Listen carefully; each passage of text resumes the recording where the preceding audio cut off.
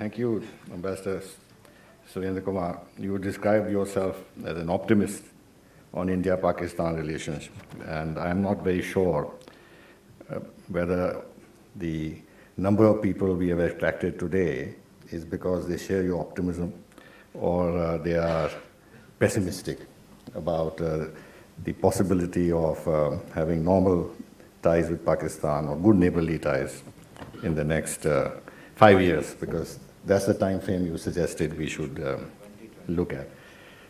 Now, before you attack the subject, you have to be clear in your mind, what are we talking about? Certainly, we're not talking about the kind of relationship US and Canada have. They don't have those kind of issues between them. But what would normally be understood by good neighborly relations, which would be that the relation should be seen to be normal.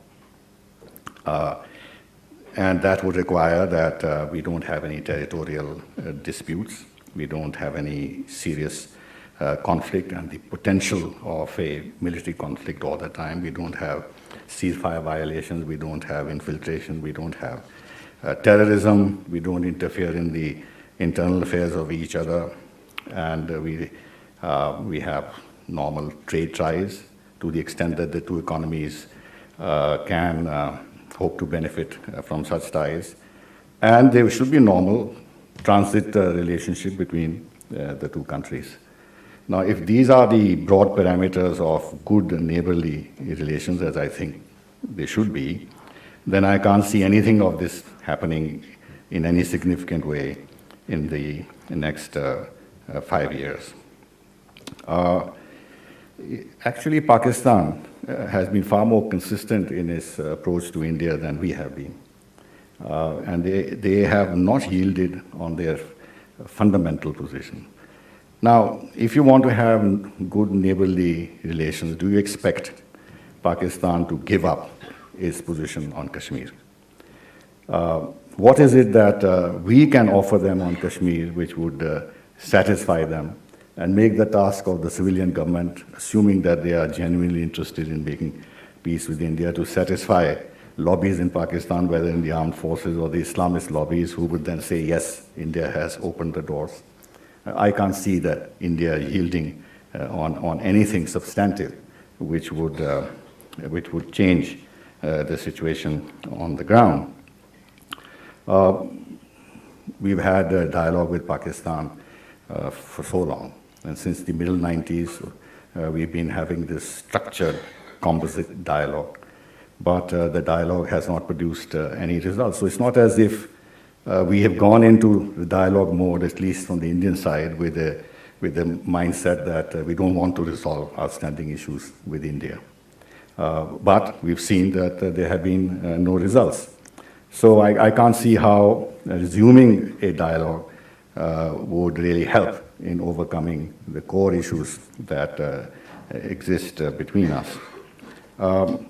Actually, the nuclear capability that Pakistan has certainly gives them a sense of security, but also gives them a sense of impunity. And they feel, therefore, that they can continue to continue the asymmetrical warfare with India, because India has very limited options to retaliate. On the issue of terrorism, again, I can't see Pakistan giving up this instrument in their hands. Leave aside India, United States lately, and even before, has been putting enormous pressure on Pakistan to deal with the Haqqani group or to take certain steps in North Waziristan, South Waziristan, etc., etc. And lately, of course, the pressures are very open. But Pakistan is defying them, actually defying them. And if they can defy the United States and run the risk of attracting sanctions or America really squeezing Pakistan in ways that will really hurt them, I can't see them being cowed down by any possible Indian reaction to their continuing use of terrorism, because we don't have those kind of instruments with us. Then again, trade. Now, it was mentioned that there is a constituency in Pakistan for more trade and relations with India. but they are unable to actually give us MFN treatment, even in the changed and politically neutral name of whatever it was. I've forgotten what the term was. They can't even do that. And the trade ties are not expanding. They are at a minimum level, a couple of $1 billion, some indirect trade, and that's where it is.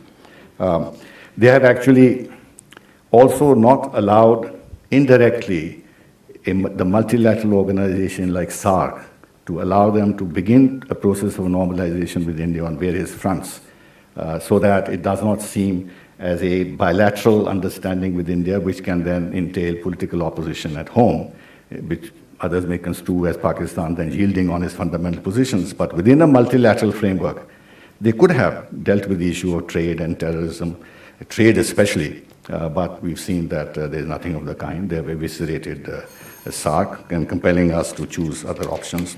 Now, one element which we have lost, we've not mentioned in the discussion so far, is the China factor. China has now become such a major factor in terms of the India-Pakistan relationship that it will be a huge impediment in any move that may take place at any future time to have improved relations between Pakistan and India, because the kind of investments they are making and the geopolitical investment that they are making in Pakistan is such that they will use the armed forces, who are their main supporters within Pakistan, and they are the anchor of the China's Pakistan policy, to prevent any serious normalization of relationship, because then China's geopolitical game in the subcontinent of containing India will not succeed the way they want it to. Therefore, we must keep that factor in mind. The people-to-people relationship remains weak for a variety of reasons, because there is no pressure from the grassroots in Pakistan or from India to have a more greater people-to-people relationship.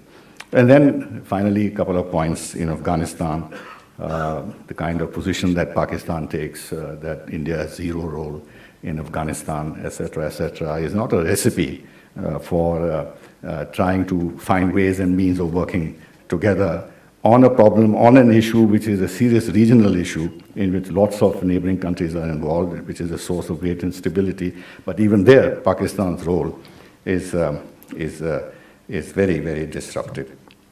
A couple of points finally, if I have a minute, that it was mentioned that we could potentially think of what has happened in Germany, in Europe.